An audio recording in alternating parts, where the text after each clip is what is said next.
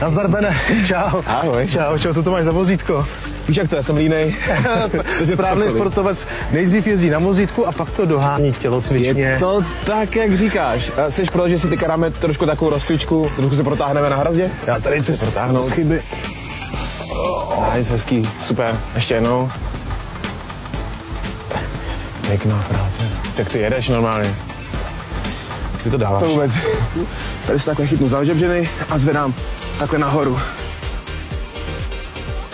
Břišní svaly, to je můj problém. 3, podržet količku.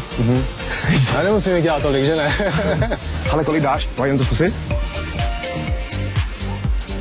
Tak. A začne takhle. Super. Pojď. 2. 3. Už stačí teďka. Krouživej. Ale nedám to na? No, a to je v pohodě.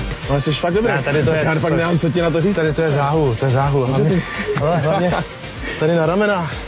Tohle, jak mám zkrácený, víš? Ale proto Tohle, jo, super.